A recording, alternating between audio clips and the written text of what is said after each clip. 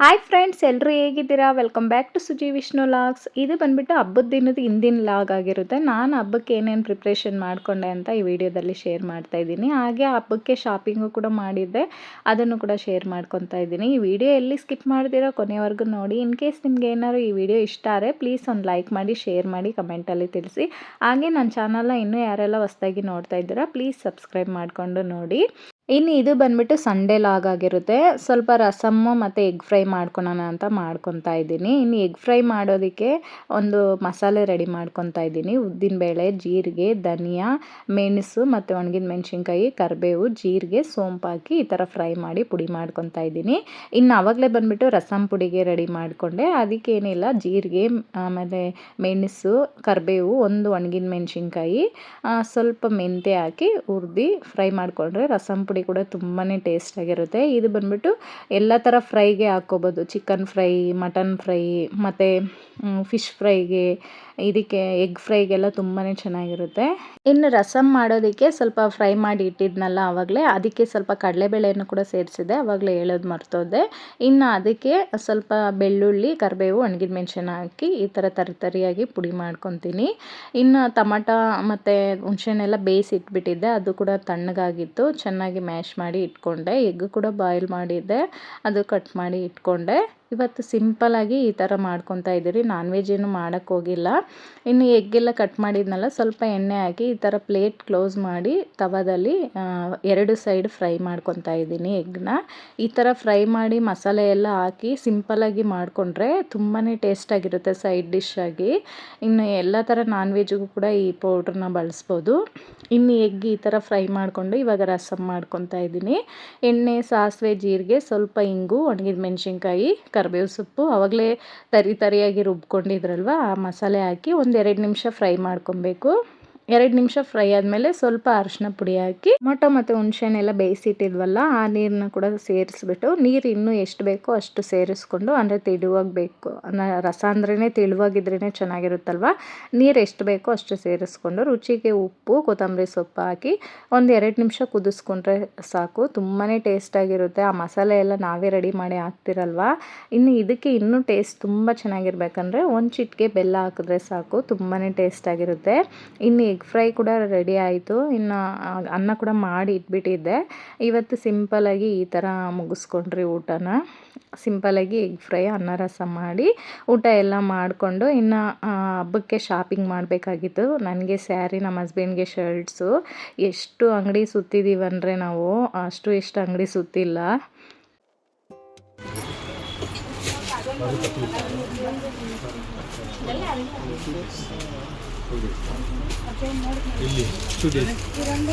ದೀಪಾವಳಿ ಹಬ್ಬ ಆಗ್ಬಿಡುತ್ತೆ, ಯಾವಾಗ ಬ್ಲೌಸ್ ಹೊಲಿಸ್ಕೊಳೋದು. ಏನಂದೆ?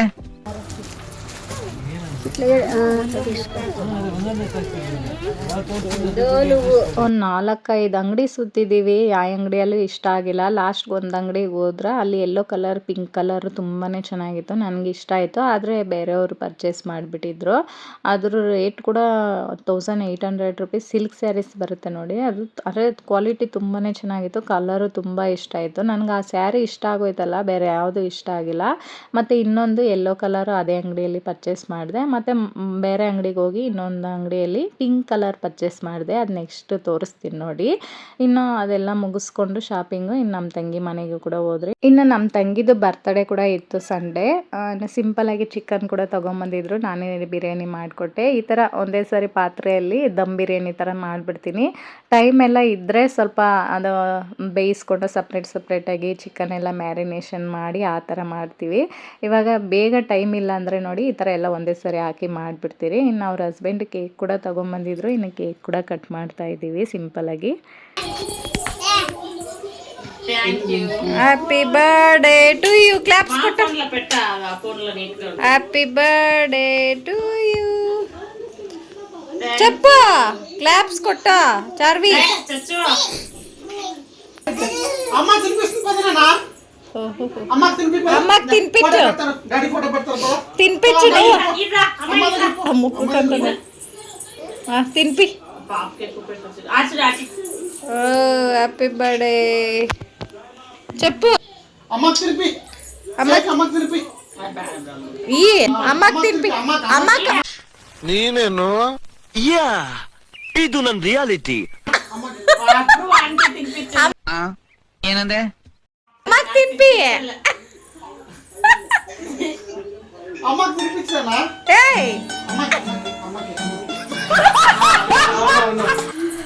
అయ్యో ఫోటో పెట్టలేదే. వీడియోని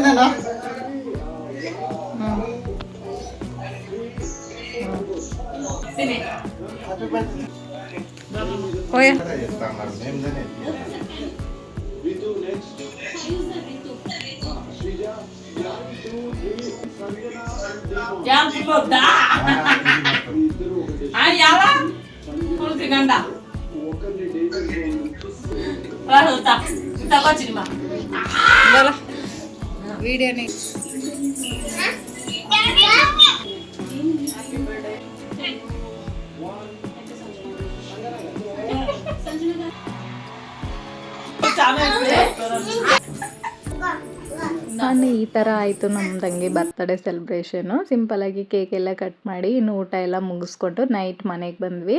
ಇನ್ನು ನಾಳೆಗೆ ಮೆಹಂದಿ ಹಾಕ್ಕೊಳೋಣ ತಲೆಗೆ. ನನಗೆ ಬಂದುಬಿಟ್ಟು ಗ್ರೇ ಏರ್ ತುಂಬ ಇದೆ, ನಾನು ಡೈ ಎಲ್ಲ ಬಳಸೋಕೆ ಹೋಗಲ್ಲ. ಈ ಥರ ಮೆಹಂದಿ ಮನೇಲಿ ತಿಂಗ್ಳಿಗೊಂದ್ಸರಿ ನಾನೇ ಪ್ರಿಪೇರ್ ಮಾಡ್ಕೊಂಬಿಡ್ತೀನಿ.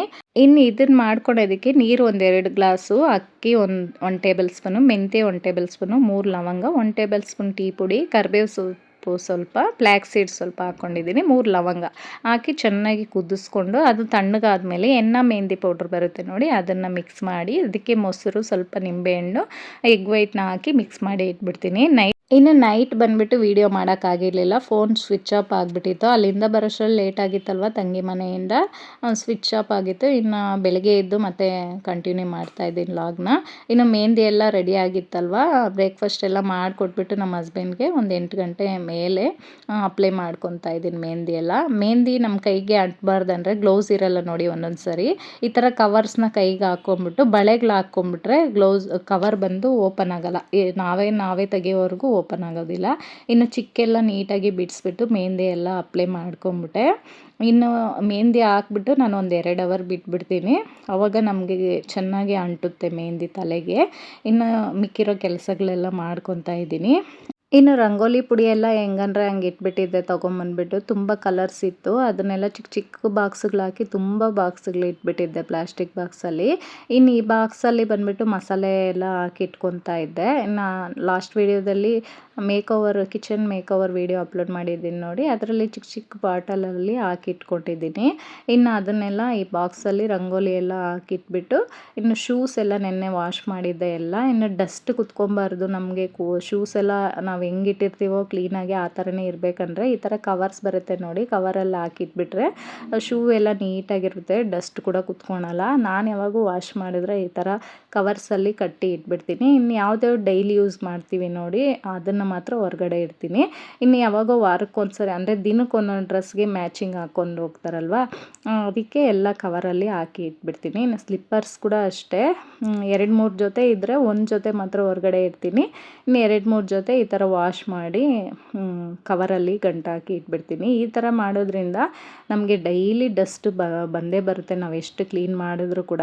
ಇನ್ನು ಶೂಸ್ ಕೂಡ ಅಷ್ಟೇ ನೀಟಾಗಿರುತ್ತೆ, ಡಸ್ಟ್ ಎಲ್ಲ ಬೀಳೋದಿಲ್ಲ. ನಮ್ಗೆ ಯಾವಾಗ ಬೇಕೋ ಆವಾಗ ಕವರಿಂದ ತೆಗೆದು ಯೂಸ್ ಮಾಡಿಕೊಂಡು ಮತ್ತೆ ಕವರಲ್ಲೇ ಹಾಕಿಟ್ಬಿಟ್ರೆ ಶೂಸ್ ಡಸ್ಟ್ ಬೀಳ್ದಿರೋ ನಾವು ಹೆಂಗೆ ವಾಶ್ ಮಾಡಿ ಇಟ್ಟಿರ್ತೀವೋ ಅದೇ ಥರ ಇರುತ್ತೆ. ಇನ್ನು ರಂಗೋಲಿ ಪುಡಿ ಎಲ್ಲ ನೋಡಿ, ಒಂದೇ ಥರ ನಾವು ಕಲರ್ಸ್ ಎಲ್ಲ ಒಂದೇ ಬಾಕ್ಸಲ್ಲಿ ಹಾಕಿಟ್ರೆ ರಂಗೋಲಿ ಹಾಕೋದು ಕೂಡ ಈಸಿಯಾಗಿರುತ್ತೆ. ಇದೊಂದು ಟಿಪ್ ಫಾಲೋ ಮಾಡಿ. ಮತ್ತು ಶೂಸ್ ಎಲ್ಲ ಕೂಡ ಅಷ್ಟೇ, ಡಸ್ಟ್ ಎಲ್ಲ ಬೀಳಬಾರ್ದು. ನಮಗೇನು ಕಬೋರ್ಡ್ಸು ರ್ಯಾಕ್ಸ್ ಎಲ್ಲ ಇರಲ್ವಲ್ಲ, ಅಂಥವರು ಈ ಥರ ಕವರ್ಸಲ್ಲೇ ಹಾಕಿ ಗಂಟು ಹಾಕಿ ಇಟ್ಟು ನೋಡಿ, ಸ್ವಲ್ಪನೂ ಡಸ್ಟ್ ಬಿಡಲ್ಲ, ನಾವು ಒಗೆದಿರೋದೆಲ್ಲ ನೀಟಾಗಿ ಹಂಗೆ ಇರುತ್ತೆ. ಇನ್ನು ಹೊರಗಡೆ ಎಲ್ಲ ಗುಡಿಸ್ಬಿಟ್ಟು ಡಸ್ಟ್ ಎಲ್ಲ ಕ್ಲೀನ್ ಮಾಡಿಬಿಟ್ಟು ಇನ್ನು ಕಿಚನ್ ಎಲ್ಲ ಸ್ವಲ್ಪ ಕ್ಲೀನ್ ಮಾಡೋದಿತ್ತು. ಬೆಳಗ್ಗೆನೇ ಪಾತ್ರೆ ಎಲ್ಲ ಕ್ಲೀನ್ ಮಾಡಿಬಿಟ್ಟೆ. ಅದು ಮಿಕ್ಕಿತ್ತಲ್ವ, ಕಡಲೆ ಬೀಜ ಎಲ್ಲ ಹುರಿದಿಟ್ಟಿದ್ದೆ. ಬೆಳಗ್ಗೆ ಬ್ರೇಕ್ಫಾಸ್ಟ್ ಮಾತ್ರ ಮಾಡಿದೆ, ಲಂಚ್ ಏನು ಮಾಡಿರಲಿಲ್ಲ. ಇನ್ನು ಅದು ಕಿಚನ್ ಎಲ್ಲ ಕ್ಲೀನ್ ಮಾಡಿಬಿಟ್ಟು ಇನ್ನು ಹೊರಗಡೆ ಎಲ್ಲ ಕ್ಲೀನ್ ಮಾಡಿಬಿಟ್ಟು ಬಂದು ಇವಾಗ ಬೆಡ್ರೂಮ್ ಎಲ್ಲ ಕ್ಲೀನ್ ಮಾಡ್ಕೊತಾ ಇದ್ದೀನಿ. ಇನ್ನು ಡಸ್ಟ್ ಎಲ್ಲ ಕ್ಲೀನ್ ಮಾಡಿಬಿಟ್ಟು ಮನೆಯೆಲ್ಲ ಗುಡಿಸ್ಬಿಟ್ಟು ಮನೆಯೆಲ್ಲ ಮಾಪ್ ಹಾಕಿ ಮಿಷಿನ್ಗೆ ಬಟ್ಟೆ ಕೂಡ ಹಾಕಿದ್ದೆ, ಅದನ್ನೆಲ್ಲ ಕೂಡ ಒಣಗಾಕ್ತಾ ಇದ್ದೀನಿ.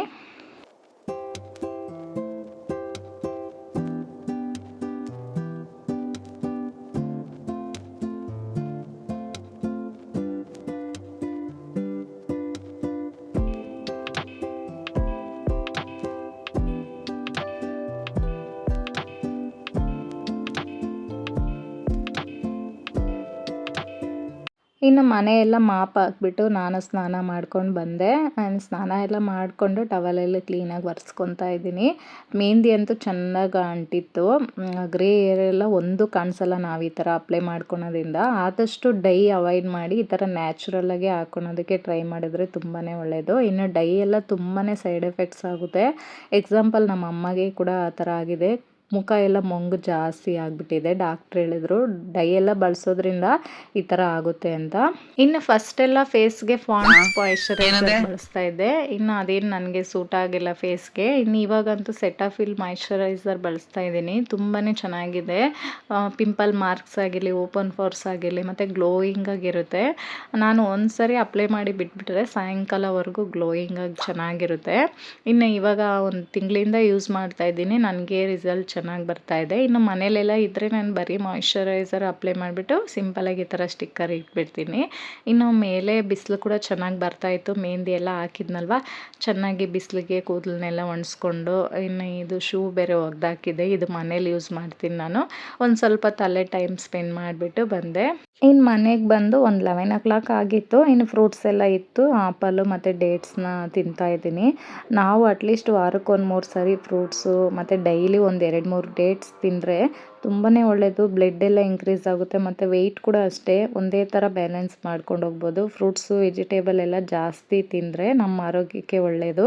ಇನ್ನು ನಾನ್ ವೆಜ್ ಎಲ್ಲ ಸ್ವಲ್ಪ ಕಮ್ಮಿ ಮಾಡಬೇಕಷ್ಟೇ. ಕಮ್ಮಿ ಮಾಡಿಕೊಂಡು ನಾವು ವೆಜಿಟೇರಿಯನ್ ಜಾಸ್ತಿ ತಿಂದರೆ ನಮ್ಮ ವೆಯ್ಟ್ ಎಲ್ಲ ಮ್ಯಾನೇಜ್ ಮಾಡ್ಬೋದು.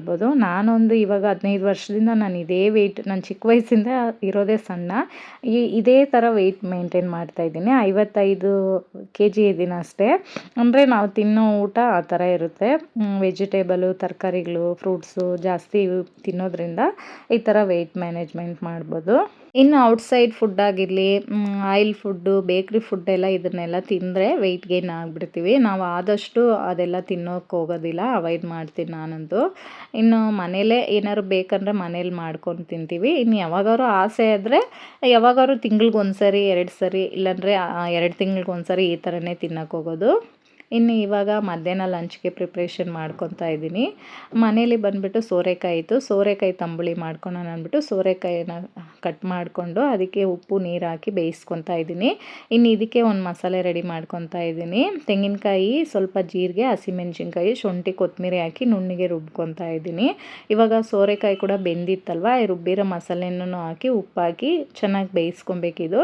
ಇನ್ನು ಬೆಂದಾದಮೇಲೆ ಇದನ್ನು ತಣ್ಣಗಾಗೋದಕ್ಕೆ ಬಿಡಬೇಕು. ಇನ್ನು ಇದಕ್ಕೆ ನಾನು ಒಬ್ಳಿಗಾಗೋಷ್ಟು 1 ಕಪ್ ಆಗೋಷ್ಟು ಮೊಸರನ್ನ ತಗೊಂಡು ಚೆನ್ನಾಗಿ ಬೀಟ್ ಮಾಡ್ಕೊತಾ ಇದ್ದೀನಿ. ಇದು ಚೆನ್ನಾಗಿ ಬೀಟ್ ಆದಮೇಲೆ ಇನ್ನು ಬೇಯಿಸಿಟ್ಟಿದ್ವಲ್ಲ ಸೋರೆಕಾಯಿನ, ಅದನ್ನು ಕೂಡ ಇದಕ್ಕೆ ಮಿಕ್ಸ್ ಮಾಡಿಕೊಂಡು ಇವಾಗ ಇದಕ್ಕೆ ಒಗ್ಗರಣೆ ಮಾಡ್ಕೊತಾ ಇದ್ದೀನಿ. ಎಣ್ಣೆ, ಸಾಸಿವೆ, ಕಡಲೆಬೇಳೆ, ಉದ್ದಿನಬೇಳೆ, ಜೀರಿಗೆ, ಸ್ವಲ್ಪ ಇಂಗು, 1 ಈರುಳ್ಳಿ, ಒಣಗಿದ ಮೆಣಸಿನ್ಕಾಯಿ, ಕರಿಬೇವು ಸೊಪ್ಪನ್ನ ಹಾಕಿ ಚೆನ್ನಾಗಿ ಫ್ರೈ ಮಾಡಿಕೊಂಡು ಇದಕ್ಕೆ ಮಿಕ್ಸ್ ಮಾಡಿಕೊಂಡ್ರೆ ಆಯಿತು. ಇನ್ನು ಇವಾಗ ಕೂಡ ಇದು ಕೂಡ ಸ್ವಲ್ಪ ತಣ್ಣಗಾಗಿತ್ತು. ಬಿಸಿ ಇದ್ದರೂ ಚೆನ್ನಾಗಿರುತ್ತೆ, ಸ್ವಲ್ಪ ತಣ್ಣಗಾದ್ಮೇಲೆ ಹಾಕ್ಕೊಂಡ್ರೆ ಚೆನ್ನಾಗಿರುತ್ತೆ. ಇನ್ನು ಇವಾಗ ನಾನು ಮಿಕ್ಸ್ ಮಾಡ್ಕೊತಾ ಇದ್ದೀನಿ ನೋಡಿ. ಇದೆಲ್ಲ ಚೆನ್ನಾಗಿ ಮಿಕ್ಸ್ ಮಾಡಿಕೊಂಡು ಇವಾಗ ಒಗ್ಗರಣೆ ಮಾಡಿ ಇಟ್ಟಿದ್ರಲ್ವ ಅದನ್ನು ಇದಕ್ಕೆ ಸೇರಿಸ್ಕೊಂಡು ಮಿಕ್ಸ್ ಮಾಡ್ಕೊಂಡು ಅನ್ನಕ್ಕೆ ತಿಂದರೆ ತುಂಬಾ ಚೆನ್ನಾಗಿರುತ್ತೆ. ಇನ್ನು ನಾನು ಇವಾಗ ಇದಕ್ಕೆ ಸೈಡ್ ಡಿಶ್ ಆಗಿ ಸ್ವಲ್ಪ ಆಮ್ಲೆಟ್ನ ಮಾಡ್ಕೊತಾ ಇದ್ದೀನಿ. ಈರುಳ್ಳಿ, ಕೊತ್ತಂಬರಿ, ಸ್ವಲ್ಪ ಗರಂ ಮಸಾಲೆ ಎಲ್ಲ ಹಾಕಿ ಮೊಟ್ಟೆಗೆ ಈ ಥರ ಮಿಕ್ಸ್ ಮಾಡಿ ಆಮ್ಲೆಟ್ ಹಾಕ್ಕೊತಾ ಇದ್ದೀನಿ. ಇವತ್ತಿನ ಊಟ ಕೂಡ ನಂದು ಇದಾಗಿತ್ತು, ಸಿಂಪಲಾಗಿ ಅನ್ನ ಮಾಡಿ ಇಟ್ಬಿಟ್ಟಿದ್ದೆ, ಆವಾಗಲೇ ತಣ್ಣಗಾಗೋದಕ್ಕೆ ಬಿಟ್ಬಿಟ್ಟಿದ್ದೆ. ಇನ್ನು ಅನ್ನಕ್ಕೆ ಈ ಥರ ಹಾಕ್ಕೊಂಡು ತಿಂತಾಯಿದ್ರೆ ತುಂಬಾ ಟೇಸ್ಟಾಗಿರುತ್ತೆ. ಈ ಥರ ಒಂದ್ಸರಿ ಟ್ರೈ ಮಾಡಿ ನೋಡಿ. ಇನ್ನು ಸಿಂಪಲಾಗಿ ಊಟ ಎಲ್ಲ ಮುಗಿಸ್ಕೊಂಡೆ, ತುಂಬಾ ಚೆನ್ನಾಗಿತ್ತು.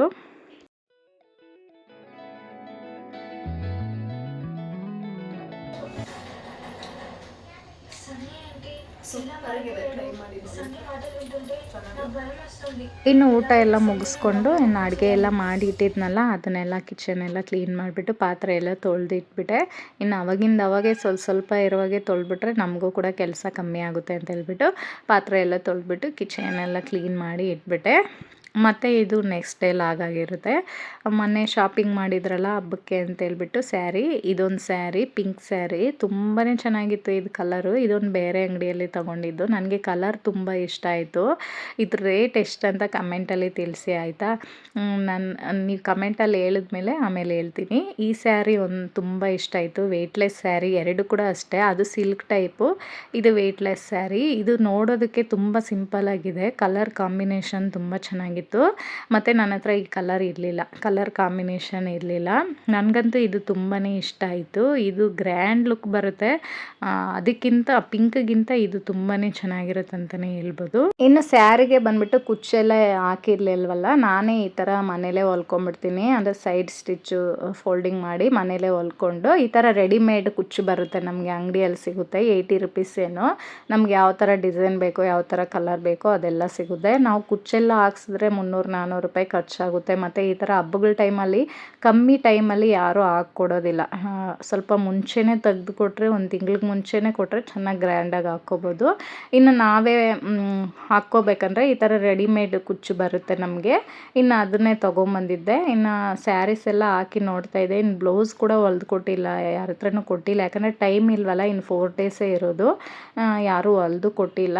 ನಾನೇ ಹೊಲಿತೀನಿ, ಆದರೆ ಟೈಮ್ ಇಲ್ಲ ಅಲ್ವಾ, ಅದಕ್ಕೆ ಹೊಲಿಯೋಕ್ಕಾಗಿರಲಿಲ್ಲ. ಇನ್ನು ಅದೇ ಕಲರ್ ಬ್ಲೌಸ್ ಬಂದುಬಿಟ್ಟು ನಮ್ಮ ತಂಗಿ ಹತ್ರ ಇತ್ತು, ಅದನ್ನೇ ಮ್ಯಾಚ್ ಮಾಡಿ ಹಬ್ಬದ ದಿನ ಹಾಕ್ಕೊಂಡೆ. ಇನ್ನು ನೆಕ್ಸ್ಟ್ ವೀಡಿಯೋದಲ್ಲೇ ಅಪ್ಲೋಡ್ ಮಾಡ್ತೀವಿ ನೋಡಿ, ನಾವು ಯಾವ ಥರ ಹಬ್ಬ ಆಚರಣೆ ಮಾಡಿದ್ರೆ ಅಂತ ನೆಕ್ಸ್ಟ್ ವೀಡಿಯೋದಲ್ಲಿ ಅಪ್ಲೋಡ್ ಮಾಡ್ತೀನಿ.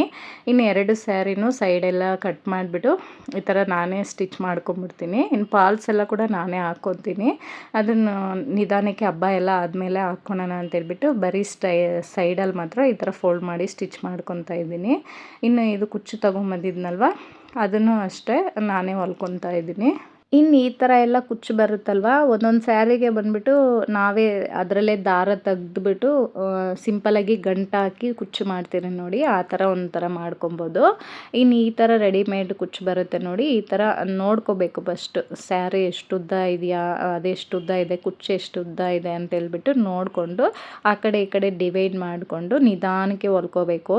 ಯಾಕಂದರೆ ಅದರಲ್ಲಿ ಕುಚ್ಚಲ್ಲಿ ಬತ್ತು ಬೀಡ್ಸು ಗುಂಡೆಲ್ಲ ಕೊಟ್ಟಿರ್ತಾರೆ. ಮತ್ತು ರಫಾಗಿ ಹೊಳೆದ್ರೆ ಸ್ಯಾರಿ ಕೂಡ ಡ್ಯಾಮೇಜ್ ಆಗಿಬಿಡುತ್ತೆ. ನಿಧಾನಕ್ಕೆ ನೋಡಿಕೊಂಡು ಯಾವುದು ಅಷ್ಟೇ ಎಳೆಯೋಕ್ಕೆ ಹೋಗ್ಬಾರ್ದು, ಕುಚ್ಚೂ ಎಳೆಯೋಕ್ಕೆ ಹೋಗ್ಬಾರ್ದು, ಸ್ಯಾರಿನೂ ಎಳೆಯೋಕ್ಕೆ ಹೋಗ್ಬಾರ್ದು, ನಿಧಾನಕ್ಕೆ ಹೊಲ್ಕೋಬೇಕು.